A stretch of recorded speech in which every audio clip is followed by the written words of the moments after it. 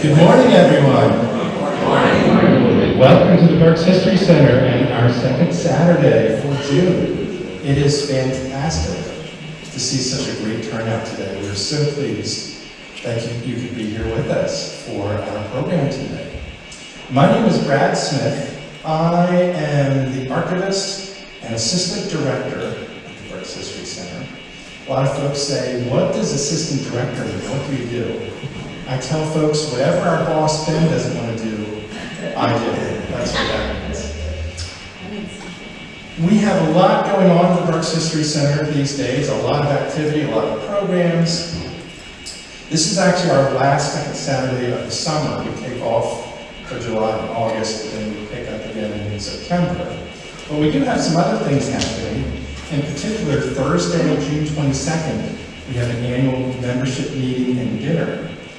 If you're a member and that sounds of interest to you, check in with our front desk and they'll be glad to tell you more about that.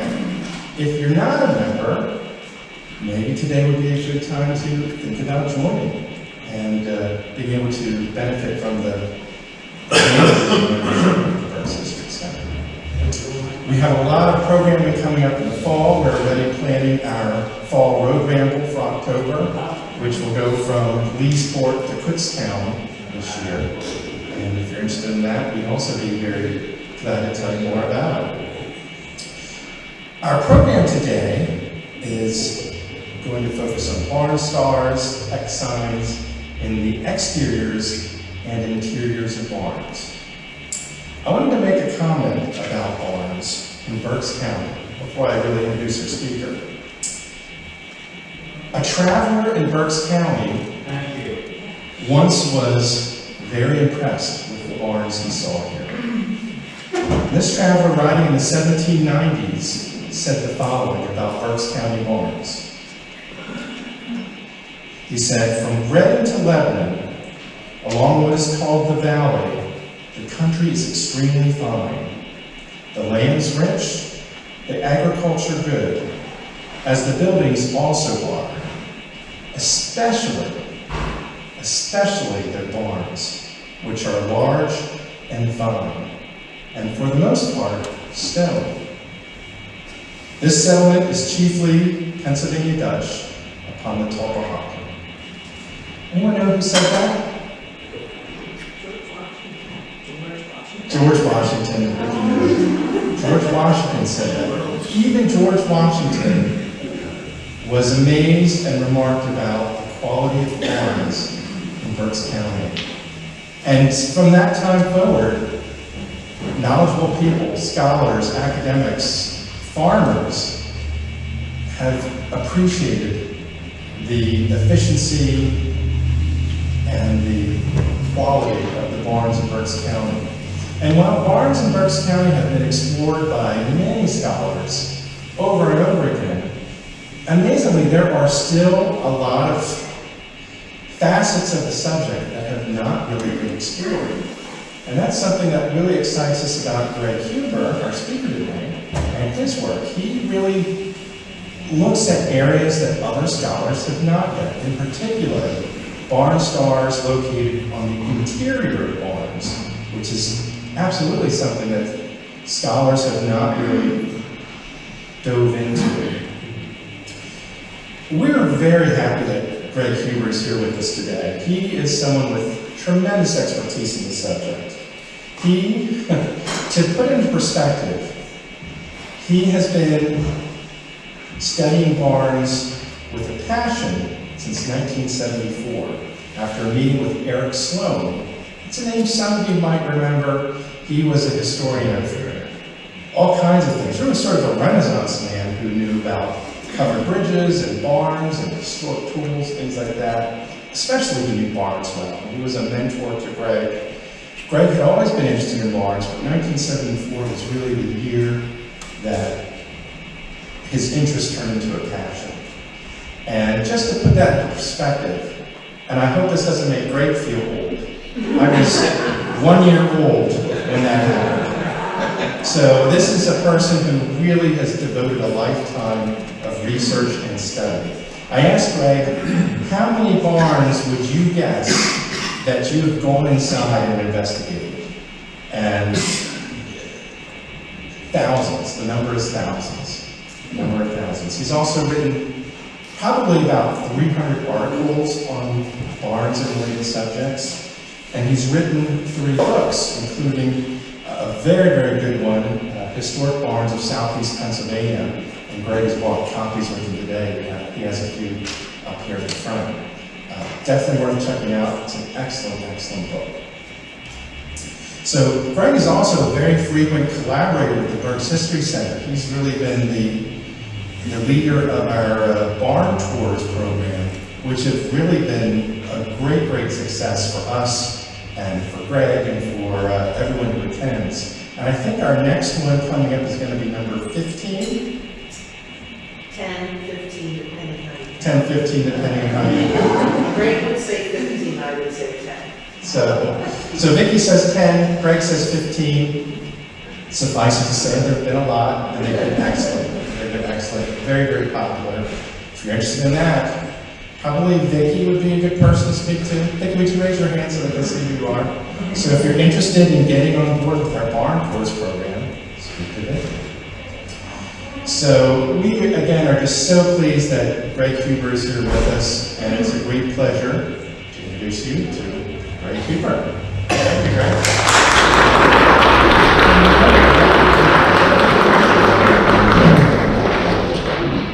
Good morning, everyone.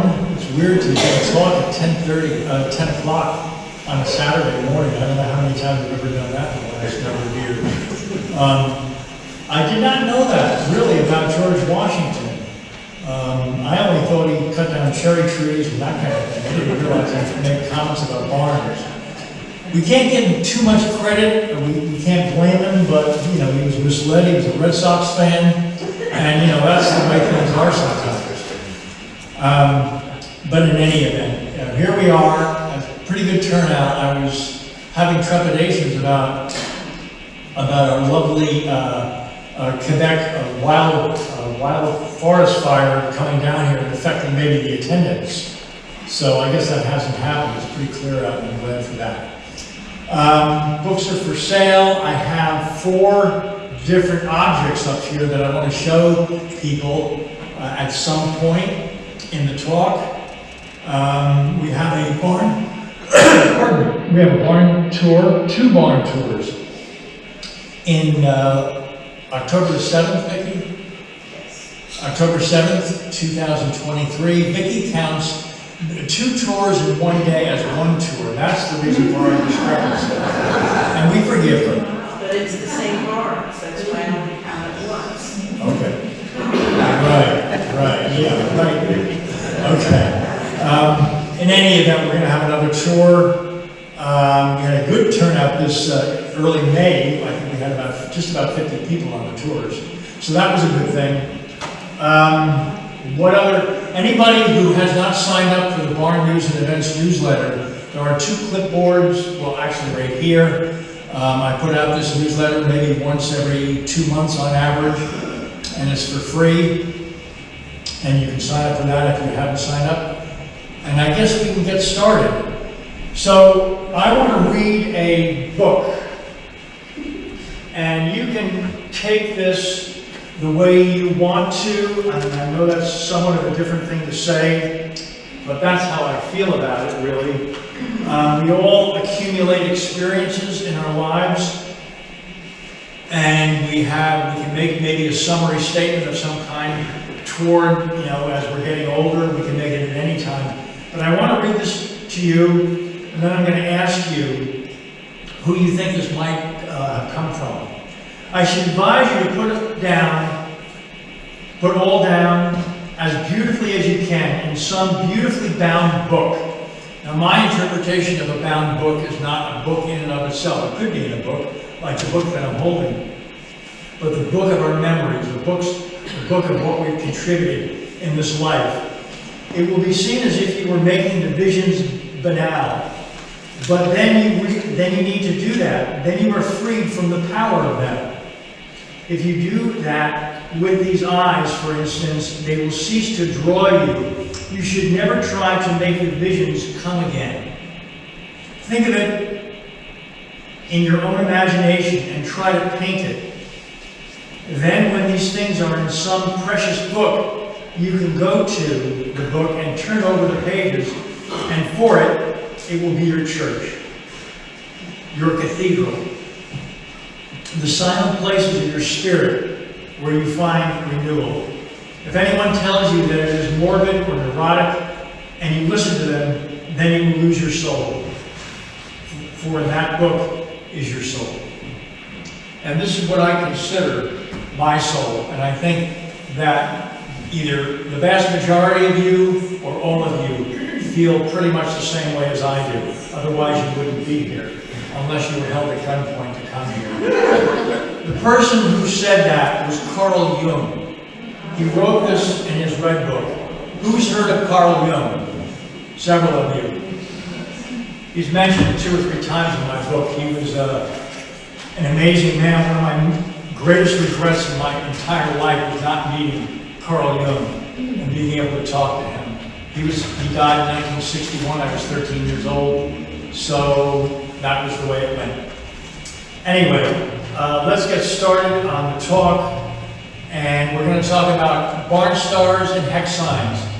So I've been studying, looking at, recording, trying to understand hex signs and barn stars in depth for about 11 years now. I mean, I certainly have known them many years before that. My dad had collected decals from various sources in Pennsylvania as early as the early 1960s, and he put these decals, these hex sign decals, on painted milk cans. So I've been familiar with them for a long time. But in 2011, when I really, 2012, when I really started to do this, I would not have been able, with some real relevance of confidence, to be able to say, well, are they barn stars? Are they hex signs? I'm calling the decorations on the outside when they really look, when they have this form of a star of whatever kind, barn star on the exterior, and hex signs on the interiors.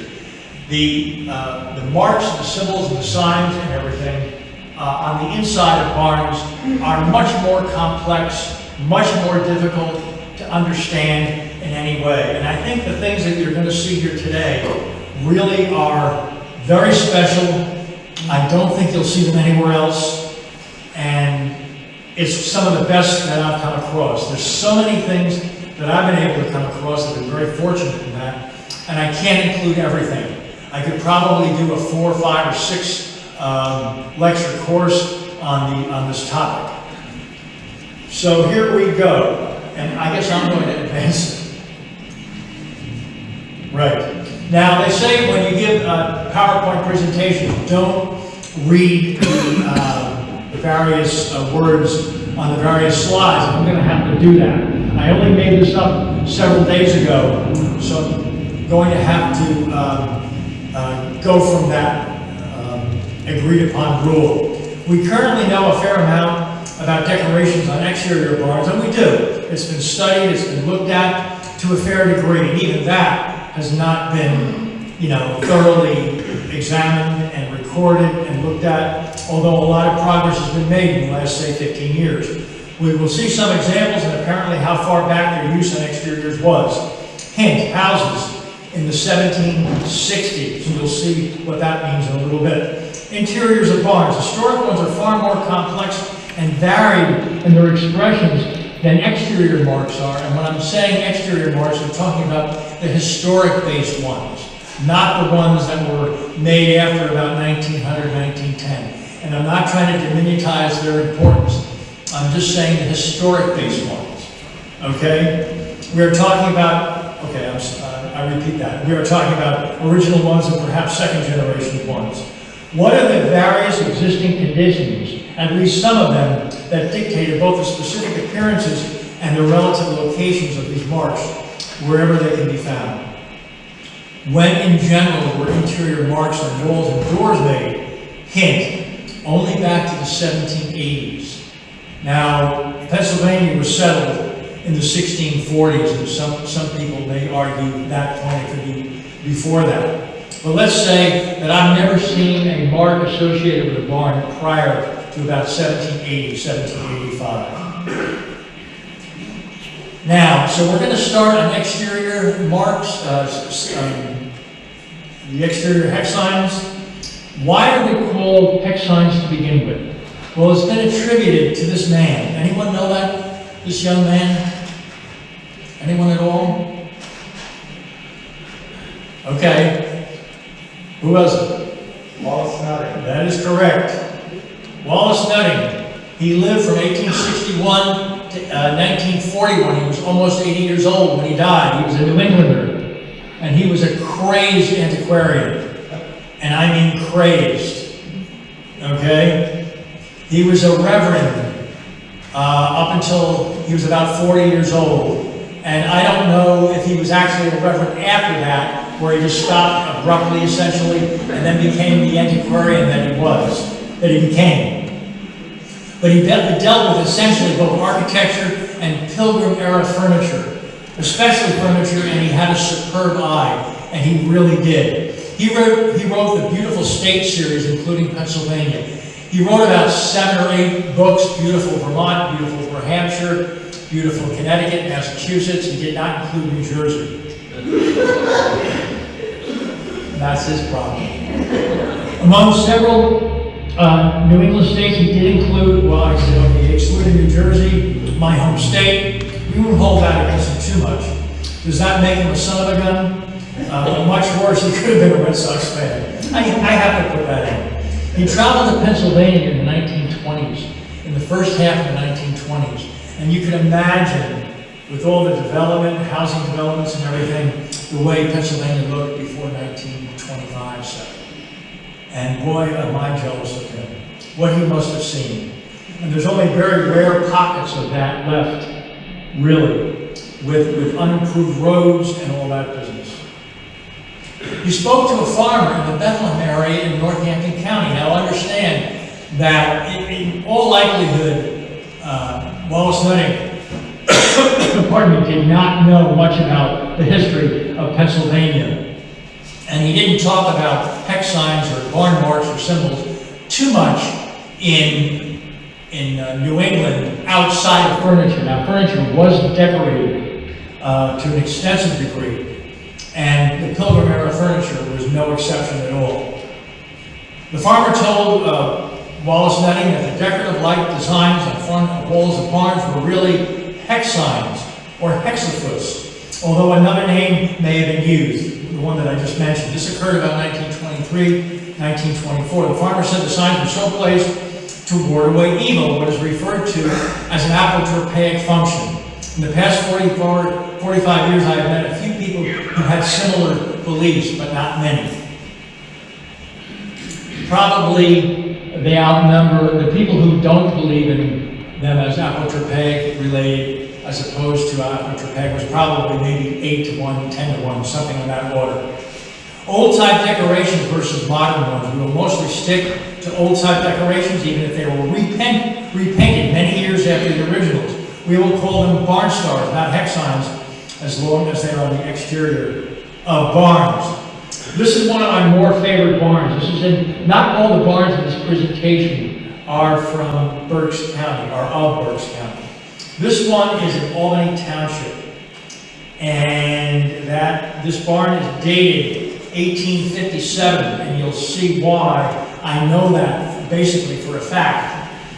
The 1857, if you look at the barn star on the right-hand side, on the left-hand side, I'm sorry, you'll see the six-pointed star, the six-pointed star. 1857, very, very murky, you can hardly see it. That's only one of 3 barn stars that we know of in Pennsylvania, in southeast Pennsylvania, I'm not counting beyond that has a date associated with the barn star itself. Only 3 that I can think of off the top of my head.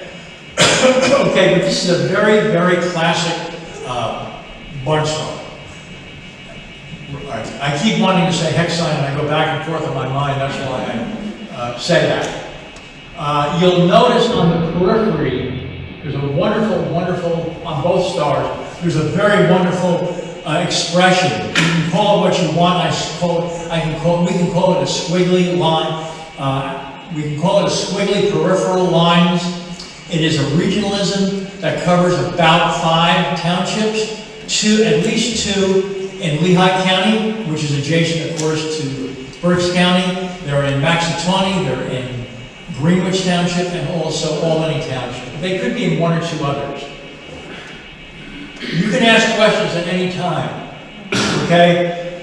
I just wanted to relate at this point this classic star of 8 points, okay? And it articulates with basically rosettes on each of them. So one rosette appears between 2 adjacent points. That is a wide pinwheel. There are barn stars that have wide pinwheel, center pinwheels, and that have narrow diameter pinwheels, okay? And so we see basically 3 colors there, white, black, and yellow. That's not unusual at all. Now we go back to the barn in Albany Township.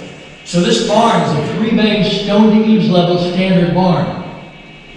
And this is one of the barn stars that's all the way to the left, and this is unique. I don't know of any other situation in any barn that has a front shed that was built roughly around 1890 that was placed immediately in front of a barn star like that. And the shed in the front was probably built around 1890, give or take 5, possibly 10 years. And it was put up or placed adjacent to the barn star. So that means one thing, obviously, that that barn star was painted before that frame structure was erected, okay? One of the fellows, and I won't mention names, I don't want to, get into that, but he wrote a book on hex signs back in 1989, and he said that that exterior barn stars or hex signs came around the Civil War. Well, we've shown that that is completely erroneous, that they were there at least 60 years before that, and maybe as much as closer to 70, possibly. But here you see the squiggly lines. There's variations of that expression in those 5 townships that I had mentioned. My guess is that the erosion or the weathering of the barn star is probably worth about 30 to 35 years, something on that order. And if you add up that age of erosion, that era, the amount of years of the erosion, to the date of the frame barn structure at the front, you'll come up with about 1855 or so. And that is a perfect dovetailing with the date that you'll see. Sorry. Oh boy, all right. I thought I put that there, I guess I didn't. All right, anyway, you'll see another photo that has an original granary door with 2 dates, actually 3 dates, of 1857. And the door is original to the barn, okay? Here is Brad, did you want to come up? This is one of the extreme rarities. Vicki and I came across this 2 years ago, 2021, not last year. This, what you're being shown now, why don't you rest it here? Rest it there, and then you can go like this. Okay, if you can hold it in that position. Huh? Yeah. Okay, so that is this, okay? And the fellow who took this down back, I'm sorry, that's not the right position.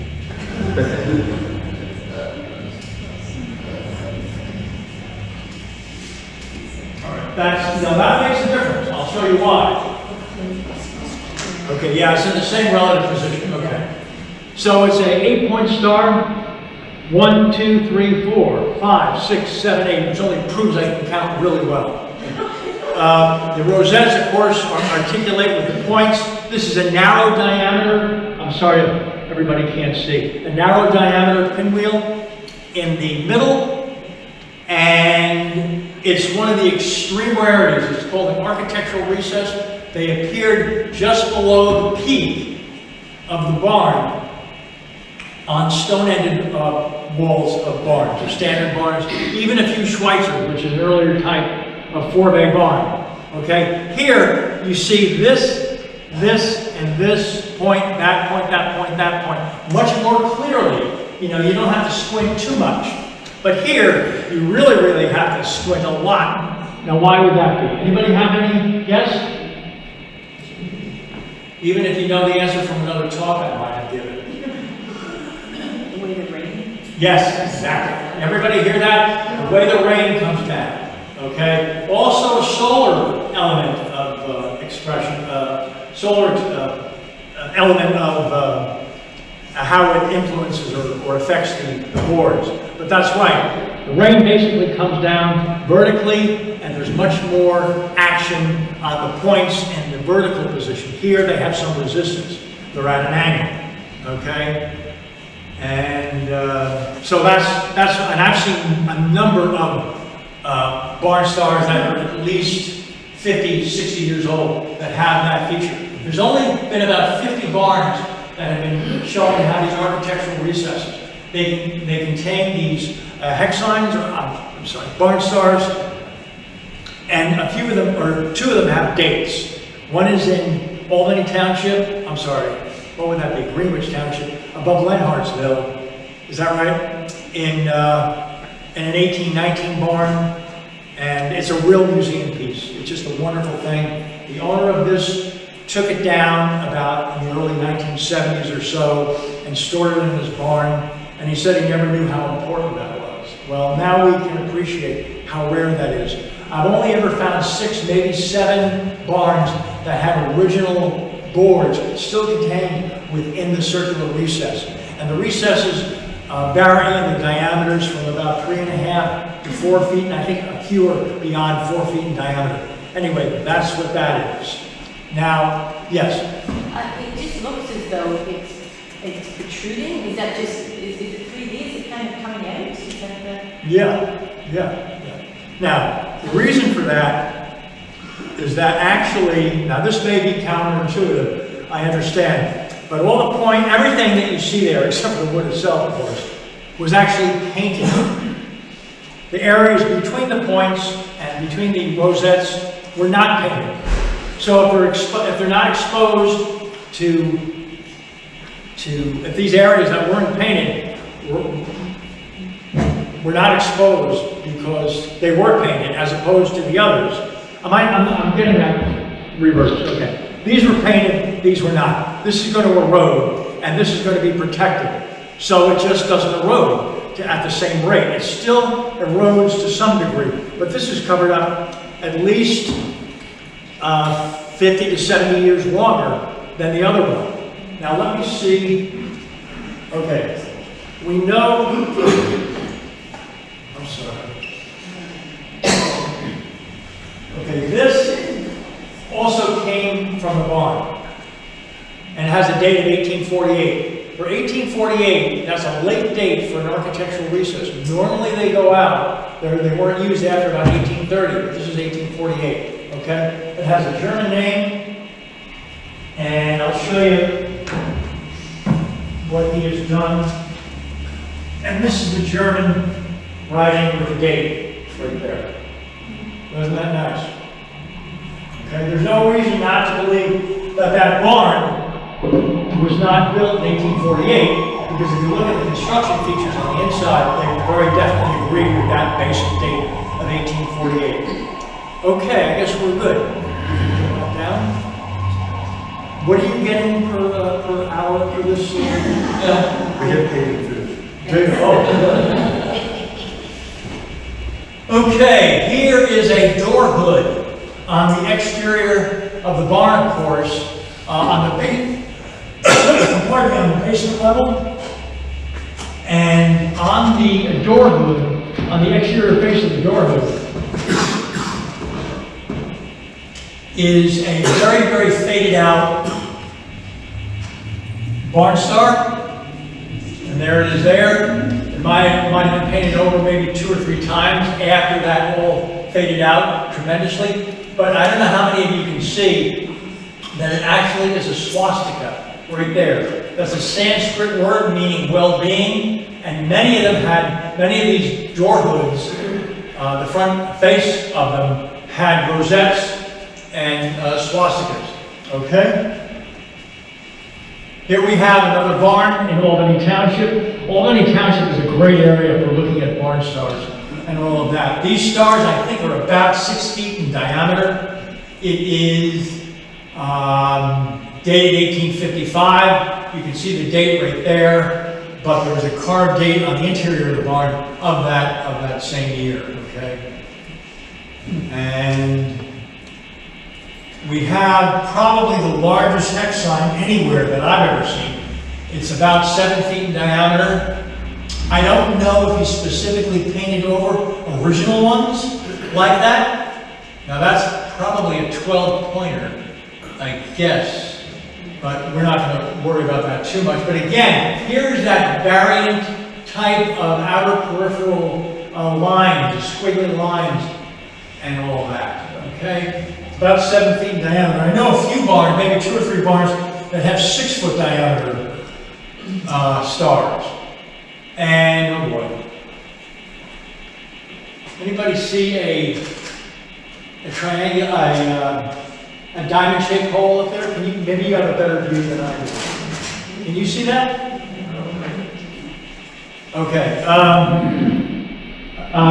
3 years ago, when we did a tour up there, there was an owl there. Can you see it? Yeah? And, well, the owl isn't there, but there was a barn owl right there. Right sitting there. And what did I forget that day? My camera. And I never took a picture of it. And somebody said, well, I'll send you a picture of it. I never got it. I think that's how the story went. In any event, those holes that take on or assume different forms, diamonds, tremoloes, that's another thing. They're supposed to be for ventilation and to allow birds in there to check the vermin population. So what's actually true? I would bet that it's probably mostly for decoration, but it certainly allowed, it almost certainly allowed birds of small size. Not too many eagles fit in there. Darn owl almost lost his balance though. I saw him up there and I was really concerned about it. He kept on asking questions. Who? Or was he just an angry owl, or maybe he was just hungry, or he was Hungarian? All of that was very confusing. This is a barn that no longer stands, a all too familiar cry in Long Swamp Township at the end of Centennial Road. This is about an 1820 barn. This barn star was made by a fellow about 1970. Now this is what I call a modern star. You would not have found this prior to 1920 or so, maybe 1910. But he was very taken up with barn stars and the like. He went around and painted several barns, or maybe a number of barns, and he donated his collection of photographs of stars to a local historical society in that general area. This is going to be on the front cover of the book. It didn't make it. I guess they didn't like the fact that the probable original barn siding on that front 4-bay wall was unpainted, but it did have these really nice 8-pointed barn stars on the front. And the reason I wanted to put that on the front cover is because it's a cross between the earliest type of standard barn that has a symmetrical roof line, stone to the peak, as opposed to the opposite end, which is fully framed. And this one was stone to the eaves level. I really wanted this on the front cover, but they said no. This was a success story. This was another exterior star. It's not really a star, but it's a swastika. This came from a frame barn in the Fogelsville area of Lehigh County about 1980 or so, and the fellow who took this down saved it. He took all the boards down. I think there's like 6 boards that consists of that star, and he saved it. Every single teardrop you can call it that a teardrop, consists of 3 half circles. When you really look at it, 1 half circle, another half circle, and another half circle. So it ends where it starts. But look at the precision work that this man exhibited. Isn't that wonderful? And that swastika was saved. I venture to say that there was probably around 200 barns or so that were so decorated back before 1950 or 60 or something like that. I've seen about maybe 25 of them, but I would imagine there's probably something in the order of 200, give or take. And this forms a broad regionalism. There's many in Lehigh County, there's some in Northampton County, and some of them in Berks County. This is a wonderful discovery I made about 8 years ago, 7, 8 years ago. This is on the front wall of a barn that's called an upcountry posted barn. Now that siding is original, and it had a front straw shed put in front of it, maybe around 1890 to 1910 or so. But look at it. It's one of the rarities, but it's still, we can consider this a classic. It has a rosette in the middle, a small one, but still a rosette. A serrated edge here, okay? And then it has 8 opposing teardrop sets in the next circle, pardon me. And then 2 almost outer bands of white and black, and with another sawtooth, not another, but a sawtooth edge right here. And somebody took out that one board that contained that part of it. But it's a real rarity. I only know of 9 barns that have these preserved, in effect, these preserved stars on the original front wall siding. And probably some of you know him. This is Milton Hill. He started to ply his trade around 1900, 1905. He went around and he painted probably many, many dozens of barns. He truly was a genius of whatever sort. He was a pioneer. He just went crazy with doing what he did. He displayed at the Kutztown Folk Festival. His years were 1887 to 1972. Milton and I shared the same birthday. Not that I have his artistic ability, of course. Here's another barn in Center. I think that's in Center Township, yes. 4 stars on the front. You would see this. These are 2 classic types, 2 8-pointed stars. But this, with the multicolor, you would have never seen that in all likelihood prior to about, pardon me, I'm sorry, because what was this? 1910 or so, maybe even 1930 or 40. I just wanted to show this. I looked up that, I Googled dialect. Anybody here speak the dialect? I would love to know. And if they can translate that. Anybody? I'm sorry?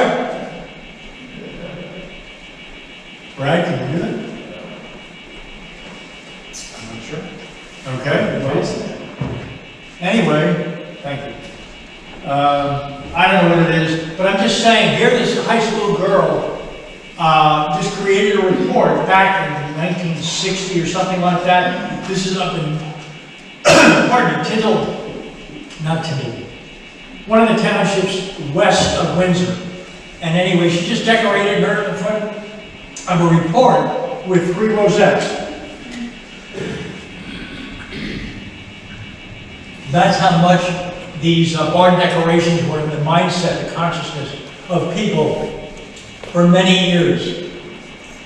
And I'm only showing this because mostly, for the most part, a great deal of Lancaster County does not have decorations. You're the plain folks, and plain folks didn't decorate things.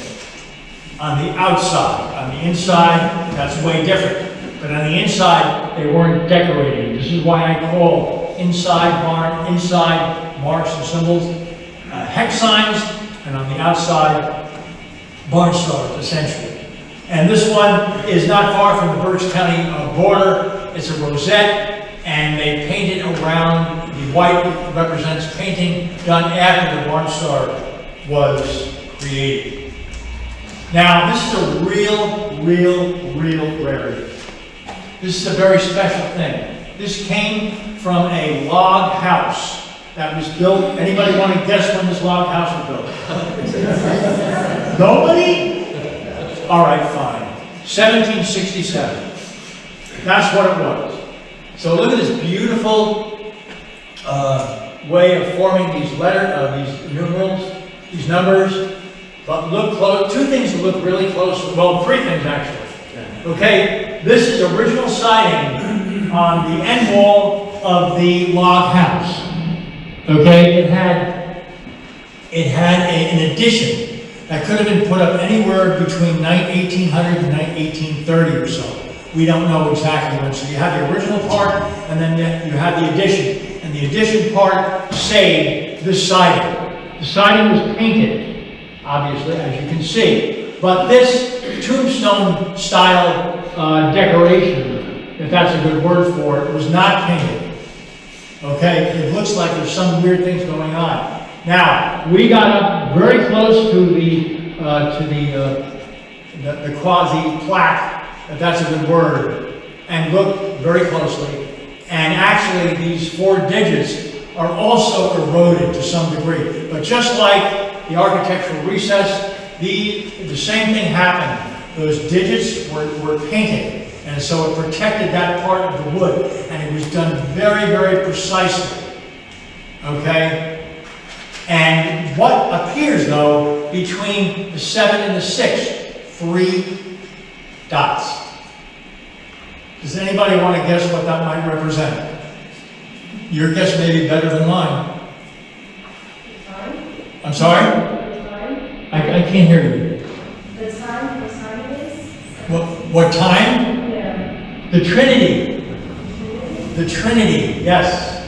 I know of only one other exterior, and I don't think even interior, but I know of only one other exterior barn that has 3 dots arranged like this. It's on a log house, it's on a log barn in Schuylkill County, although it may be in Dauphin County. I'm not sure where the line picks up or ends. And it was 1833, and it had 3 dots like that. I contacted a guy in England, and he said that he had never seen that. And I wondered about it. I'd only seen that one. And I had seen this date board 20 years ago, okay, from a guy who had family ownership with that place back to 1941 or so, like that. It very likely indicates the Trinity. And there's more elements of that story about 3 dots, and in a religious sense, in a Christian sense, okay? There's another thing too, that of all these date boards, I don't know how many I've ever seen that has just a date, but with no initials, no anything, other than that date. And you can see the scribe line here. Right there, that position, the 4 digits, okay? Real rarity, the earliest one that I've ever known in all of Pennsylvania, although there is a barn, there is a church, a stone church in Montgomery County that has a rosette that is dated, I think, 1769. Now, we're going to be talking about interior views now. This is a Moustead wall. This area right here is a wagon bay, and on the other side is a mow, or a crop storage area. Okay, so this is a Moustead wall. M-O-W. Well, it's right up there. Yeah, Moustead wall. Moustead wall. It just separated the 2 bays, the wagon bay from the end bay or the mow, and that's an original one.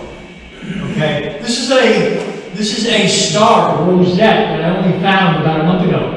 I had never seen. Now this is toward the back of the barn. This appears to be an original door that led down to the basement, and this is a 6-pointed star. Okay, but I find it very hard to believe that this star, when it was created, did not go into the door. Unless this board, this vertical oriented board, was recycled from some other spot. I don't know, it's a mystery. And this has a fair size. It's probably a good 9 to 12 inch diameter, maybe 15 inch diameter.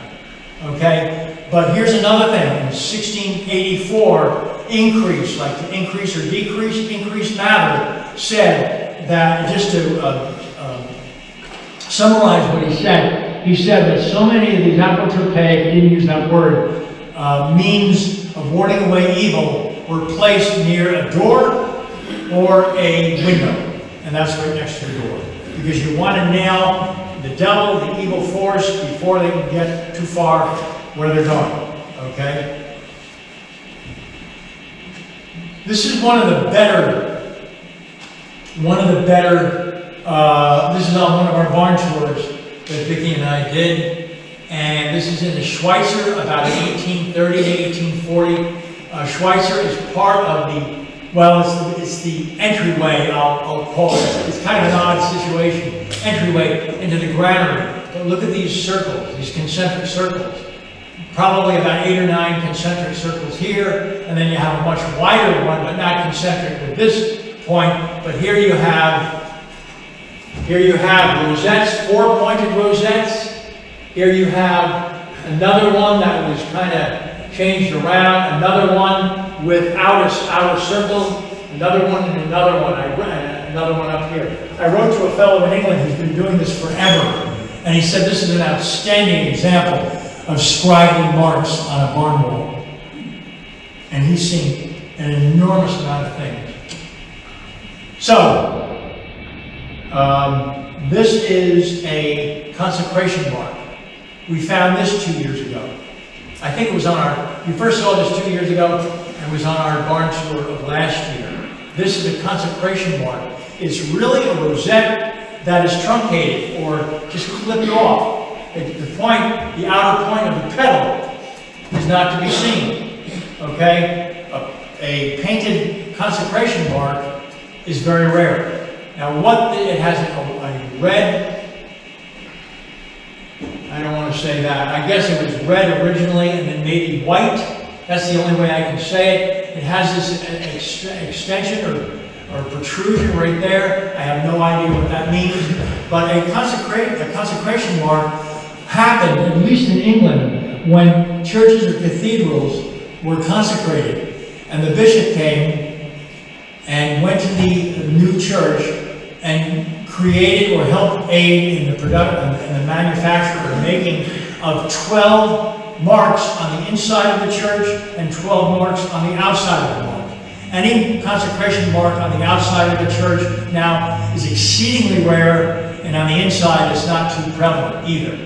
So that is a consecration mark.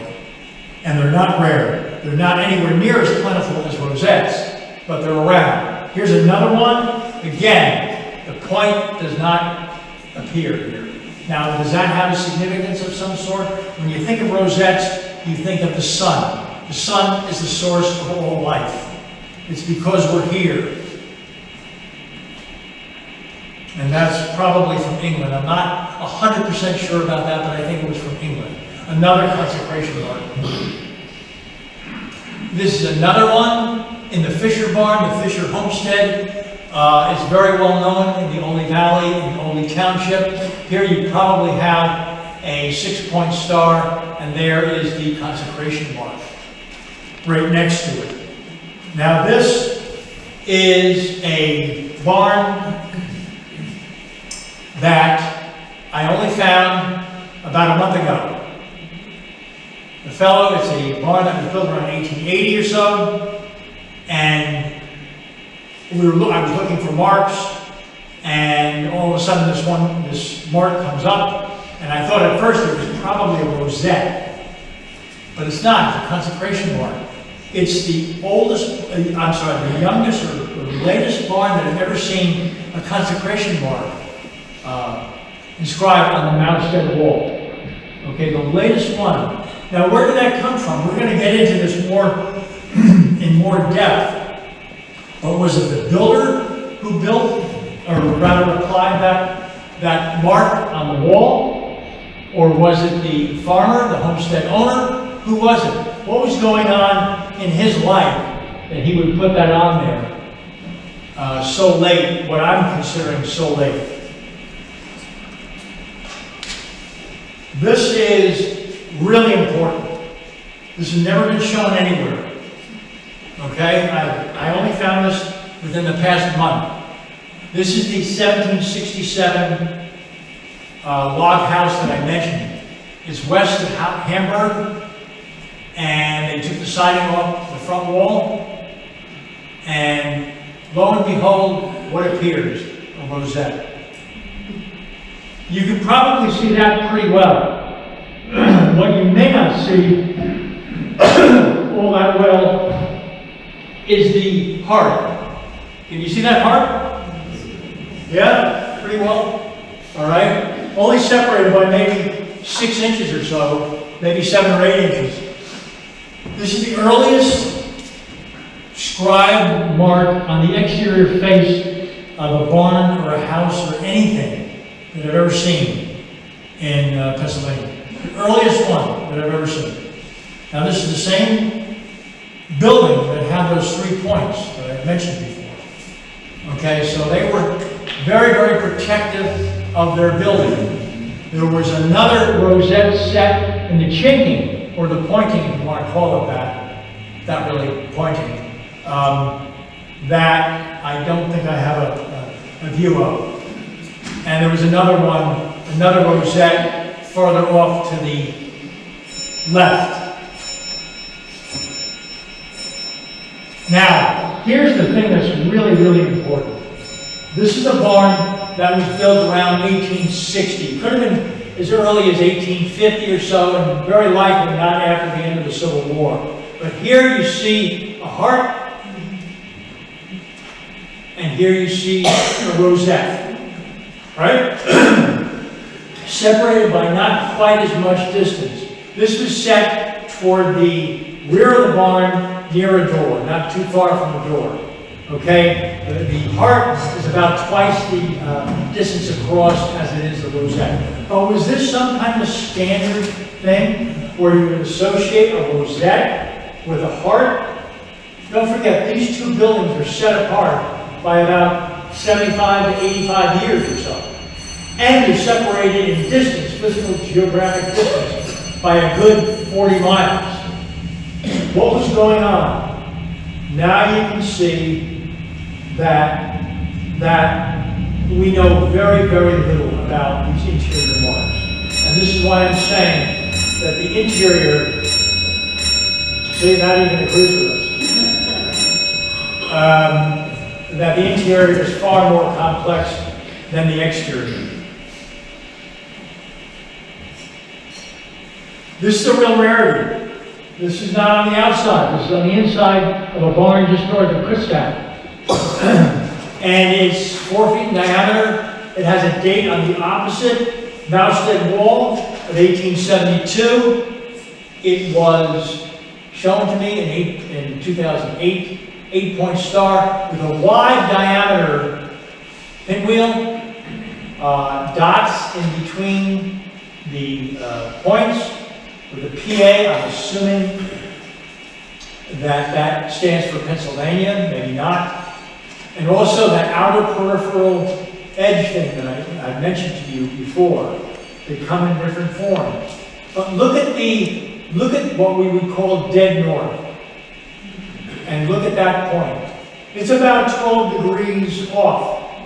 Anybody want to venture a guess about why it would be at that, possibly, why it would be at that separation from dead north to about 12 or so degrees off?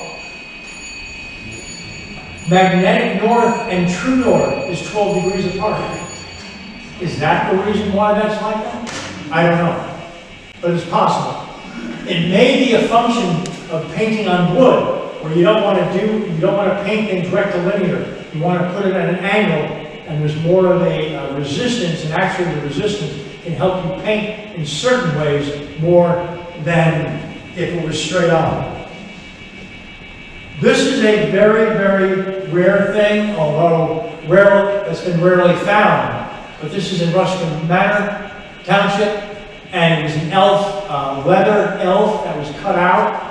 Elves, there's all kinds of long histories involving elves. Elves is Germanic based, although England picked up the elf idea, the elf motif, I think about 2 centuries later, roughly, that may be open to debate.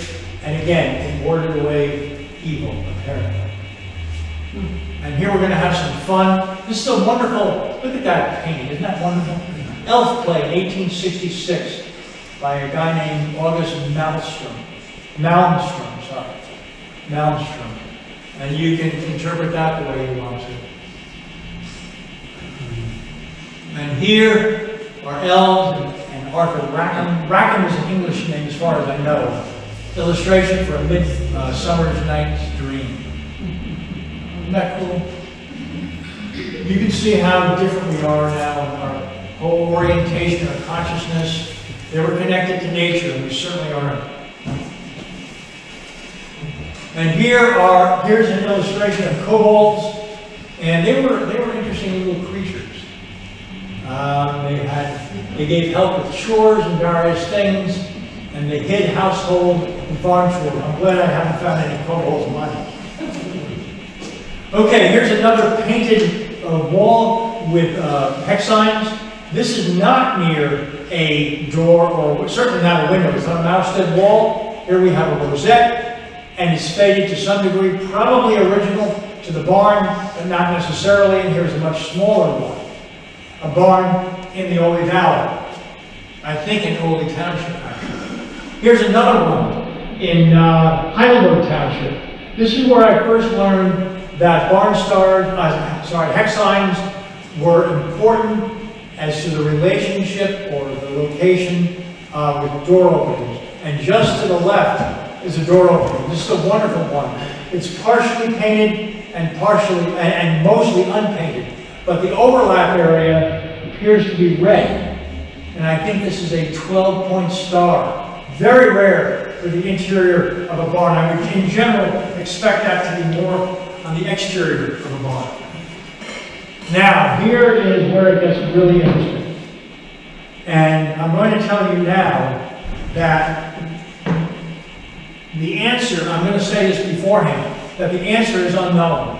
I have no basis, I have no reference point to make statements to what I want to assert, okay? This is in Ruskin Manor. This is another barn that we did last year. This is the back side of an original shutter of a barred window on the stable wall of an 1850 stone standard barn. Okay, look at the circle. Everybody pretty much see that? Okay, now why can't you see the whole circle? Because of the intersection of this batten right here. Batten. So what I'm saying, what I'm getting at, is that this is something, this scribe mark on the shutter had to be created before it was put in place. How could it be otherwise? Okay? That says, okay, the circle is cut off the bottom 10 or 15% of the total circle. It was created in a shop. And here's the thing, which means a 99% chance, in all likelihood, that the scribe mark was created by the builder and not the farmer or the homestead owner. I find it very difficult to believe that the builder would go up to the homestead owner and say, hey, by the way, we were talking about that scribe circle, you can make it now, but don't take too much time. Okay, it was very likely a builder. Now we'll go to the next slide. This awareness changes a whole lot of things as to our understanding of the dynamics of who generated or created certainly at least a good number of interior elements of graffiti, or graffiti being just marks on a wall. In the case of this shutter, actual hex signs, a device to ward away evil or bad intruders into the barn of whatever kind. Again, at a wall opening. So instead of thinking that homestead farmers only made the marks that we can, and you see, we can now change our thinking to whatever degree and know that it was extremely likely that builders created these marks. Now, we're going to go to another situation. Now, here is a mouse-dead wall again, and this is part of a built-in ladder. It's for the placement of feet or a foot as you ascend the ladder on the bottom part of the ladder on the mouse-dead wall area. But look at this. What would this possibly have to do with understanding the idea of builders versus a homestead owner making the certain marks? What would that possibly have to do with anything? Only this, everything. It has everything to do with it. And why is that so? Because the upper board, now this created hole for the foot was made out of two boards. You can see the split right there. So there's two boards. Many of them, probably a good majority of them, were made of one board. So this is made of two boards. So why would that be? Let's look at the next slide. Again, because it is enormous and direct evidence of a builder's intimate involvement with making certain hex signs, exclamation mark. We do see this little mark here. Those two vertical scribe lines are only to place the holes where they are. Ah, here comes the rub. Anybody remember the movie Inside Man? And Clive Owen gets out there in the front and he says, and therein lies the rub, herein lies the rub. Now there's a ton, this is a barn in Montgomery County, okay? An original mouse-dead wall built about, the barn built about 1810, 1815, and here we see a double concentric circle or part of a heart. It doesn't matter. But look at this very specific spot right here. Actually, look at this one right here. See how those two things are not lined up? They're not lined up. Sorry. All right, I guess okay, and here, look at this. Now look very carefully at this. Look at this circle mark, this curved line here, and it's in misalignment with this circle here. So what is that all about? The reason for that is because the mouse-dead wall, the timber or the stud, the wall stud, was not put up perpendicular. It wasn't put at right angles. So the bottom board was placed originally, and then the next board was a little bit askew. And then the next one, and the next one. And that's what caused that misalignment of the hole for the feet of that built-in ladder. And that proves, virtually without a doubt, and there's only one exception that I could theoretically think of, that this again was made on some kind of a bench or some kind of a work table.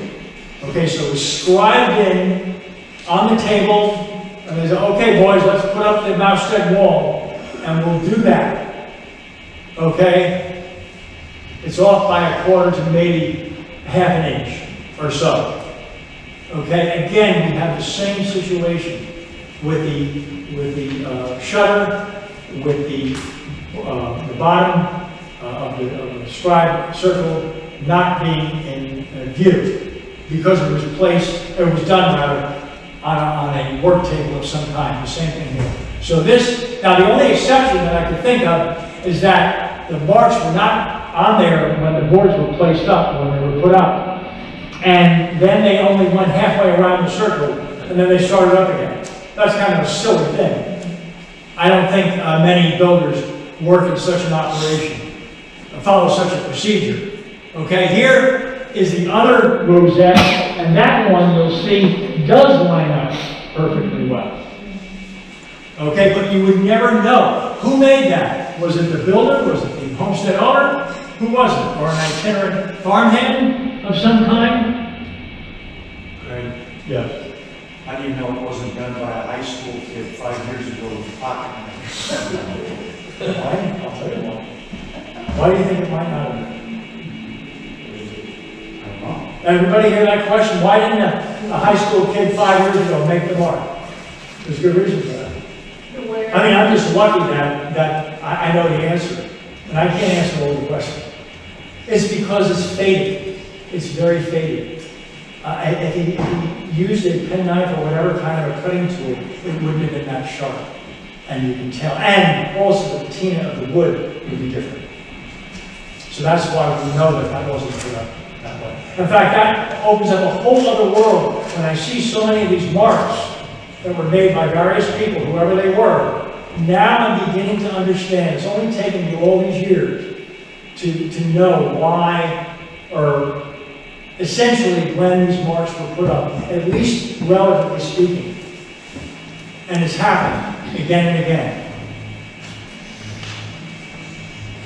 All right, I'm going to go back a little bit.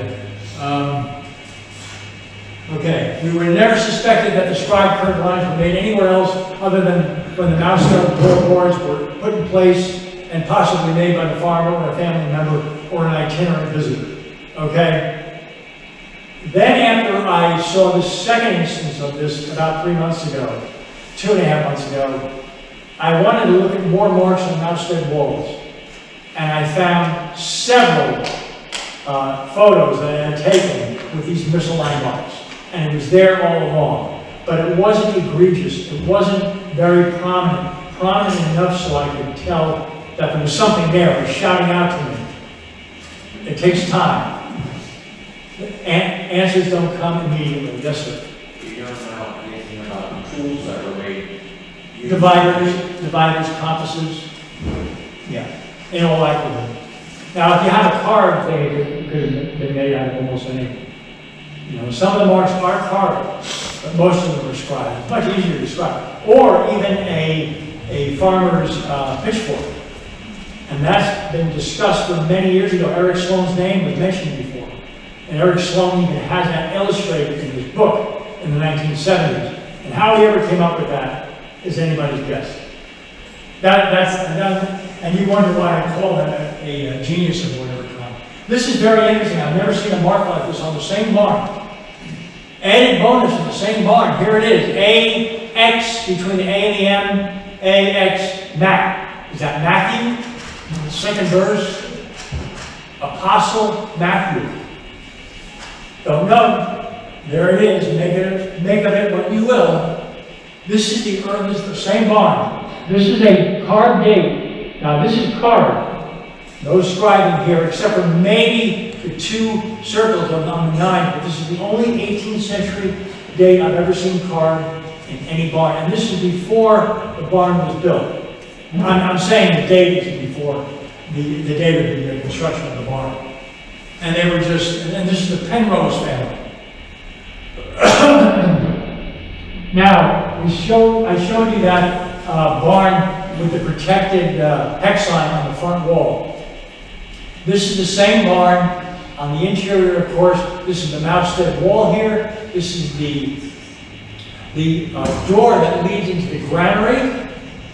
And here we have a bicolor rosette with articulated circles or dots.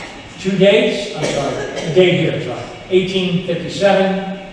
And here is another swastika. The only swastika that I've ever seen on the interior of a barn. Also bicolor. And look, but it still has that outer periphery artistic work there. The only one that I've ever seen on the interior of a barn. Now, we get into the world of reversals. Reversals. Put your car in reverse. Put your letters or digits in reverse. Okay, this is a wall that I saw recently.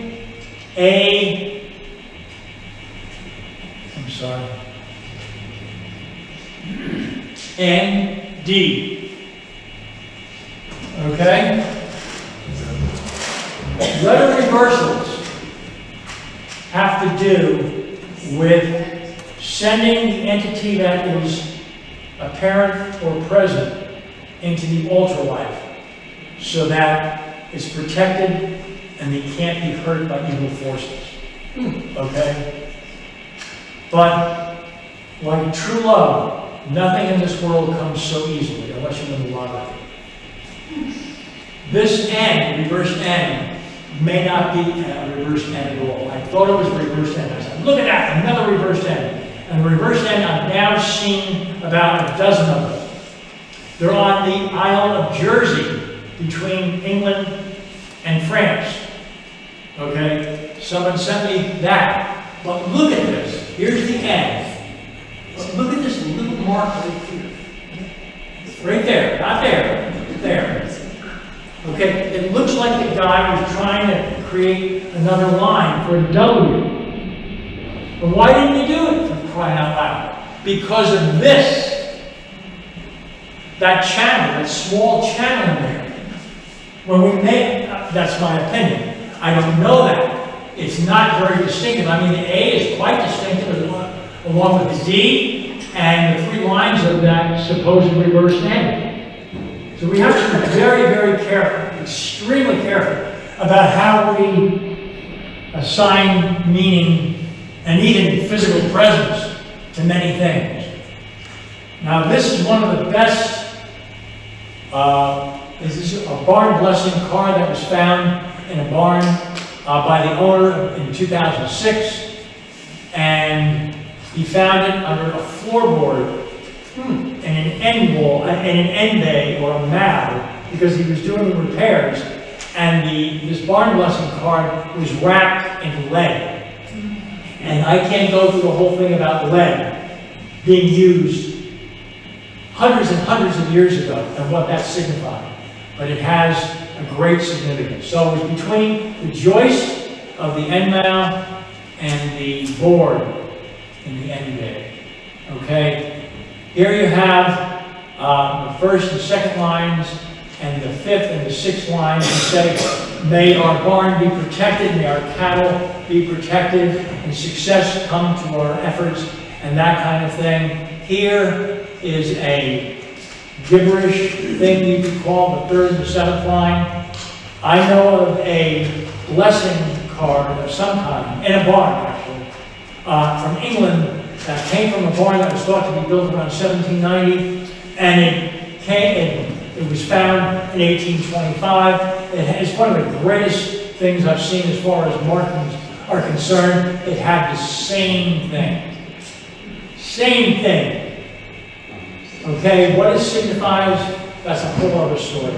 And here we have 6 celestial symbols. A moon, sun, a trine, T-R-I-N-E, and Jupiter and Saturn, and I'm not sure what that is. It's a star maybe. But that's a real prize. And I've asked only two people, surprisingly enough. A guy who's been taking down barns for over 30 years, if he had ever found anything similar to this. And he said, not once. So that was a real rarity. Or it is a real rarity. Here's a bit more of a close-up that you can see it. I met the guy 2 years after he found it. He was all excited. Oh boy. Now, this is a letter that was found in a barn in 1946, and it came from a farm near New Jerusalem, just outside New Jerusalem, on one of the main roads. Not to tell you all the details, but I was going along, I was doing a survey of barns in Broughton Township, and I knew this one barn on the north side of the road, and I had seen that. And I said, well, there's no reason to take a lot of pictures of that. And then I went further up the road and I saw another barn. I just caught it at the corner of my eye. And I said, oh, that's a barn I don't know. And I was lucky because I had just caught it with my eye. And the story evolves, and I had to go back to my car that was parked in the front of the driveway. And a woman came by and she said, this is the Schlegel homestead. Schlegel homestead. And I said, that is the name of the family who's associated with this blessing here. Okay? And I said, this has got to be it. Near New Jerusalem, the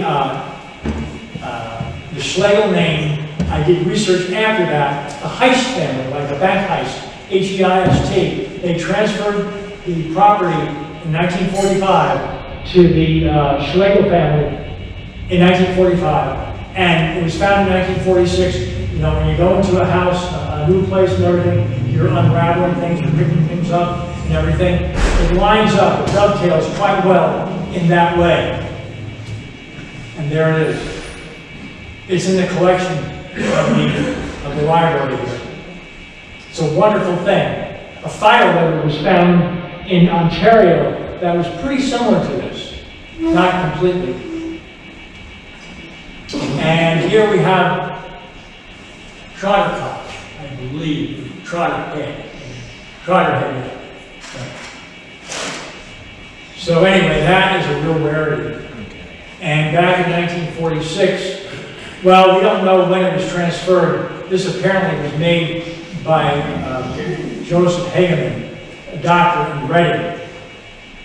And in any event, it's a rarity, but they knew that it was pretty darn rare. And so somebody transferred it to the collection of the library back all those years ago. Paper, all right, we're not going to go over that again. Oh, sorry. Here is one of my favorite marks in any barn in North America. It is a guild mark. You know, did you belong to the guild? Did you pay your dues? Kind of thing. This is a guild mark found in a Holland-style Dutch barn in New York State, near Schenectady. The barn was built about 1760. And here's the significance of this. It's the only one that we know of that's ever been found in North America, and it's the finest constructed barn I've ever seen. This is a circle, but carved in. That's not made by a divider or a compass. About 3.5 inches across. The guild that belongs to, you can belong to many guilds. You can belong to historical societies. You don't have to belong just to the Berks History Center. Not that any of the others are better. But this line here, this intersecting arc at just around 12 o'clock, and this one close to 11 o'clock, those intersecting marks show what guild you belong to. And this is on a big anchor beam, a cross tie that's about that big. It's made of pitch pine, and there it is. I did not want to give this talk without that kind of thing. And here, this is only found within a week. And I found very few of these. This is on apparently an original pew. It doesn't have to do with hex signs, but I wanted to show you a carved mark inside a building that was built around 1730. And here's a bunch of initials and a name, Charney, I guess. But look at this one. What it means, I have no idea. Maybe it doesn't mean anything specifically. Maybe they just felt like carving. Now here's one of the most significant things I found. Is that if you look at all the back pews, now the people who made this were sitting in back of this, obviously, and the people in front, immediately in front, sat here, and there may have been another row of chairs, no, I'm sorry, a pew. And only these carvings appeared on the back wall, on the back board of the pew in front of the last one. None of the other ones. Only in this relative location. That's all it was. That's very interesting. Because they didn't want to be embarrassed. The people who made these things were embarrassed. And there were a number of these marks. There weren't just one or two of them. This is a hex sign that Eric Claypool. Somebody asked about Johnny Claypool before. I'm sorry, Eric's father made this back about 50 years ago or so. And I grabbed this. You would have never found that back in the 1800s. That specific appearance. And I wanted to thank everybody for showing up today. Thanks very much.